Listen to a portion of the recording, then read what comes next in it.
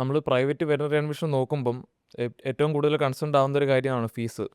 നമുക്കറിയാം. പക്ഷേ ഈ ഫീസ് കുറവ് മാത്രം നോക്കി നമ്മളൊരു കോളേജ് സെലക്ട് ചെയ്യുമ്പോൾ അതിനകത്ത് ഒളിഞ്ഞിരിക്കുന്ന കുറേ അപകടങ്ങളുണ്ട്. അതെന്തൊക്കെയാണെന്നാണ് നമ്മളിവിടെ പറയുന്നത്.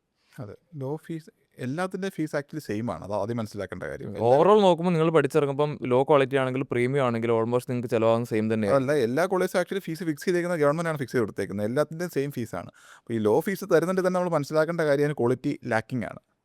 അപ്പോൾ ഈ ക്വാളിറ്റി ലാക്കിംഗ് ആയ കോളേജിലാണ് ഫീസ് കുറച്ച് തരുന്നത്, അതെ. ഒരു പരിധിയിൽ താഴെ.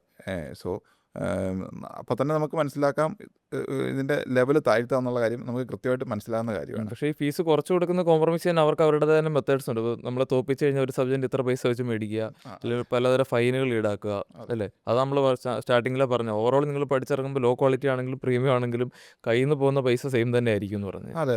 പിന്നെ ഈ ഒരു ലോ ഫീസിൽ കിട്ടുന്ന കോളേജിൻ്റെ ഒരു അറ്റ്മോസ്ഫിയർ വളരെ ഡിഫറെൻ്റ് ആണ് ആക്ച്വലി.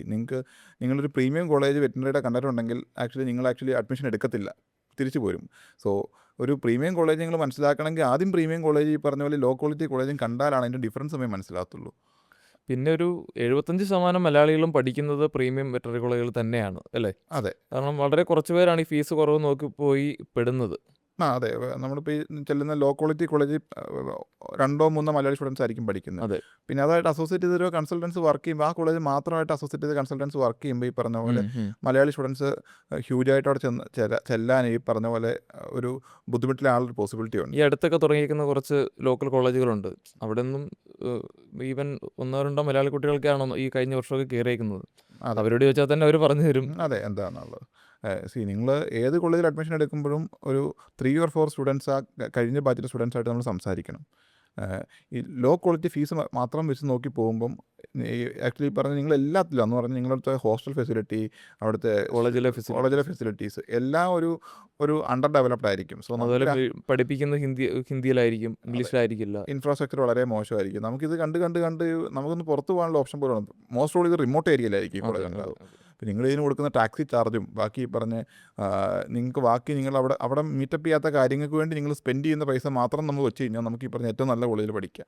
പിന്നെ ഈ പറഞ്ഞ ലോ കോളേജിലെ ഫീസും ഹൈ കോളേജിലെ ഫീസും എന്ന് പറഞ്ഞാൽ തമ്മിൽ മൊത്തത്തിൽ കോഴ്സ് പഠിക്കുന്നതിൻ്റെ ഇടയ്ക്ക് വരുന്ന ഡിഫറൻസ് എന്ന് പറഞ്ഞാൽ 2.5 അല്ലെങ്കിൽ 3 lakhs ആയിരിക്കും മാക്സിമം വരുന്നത്.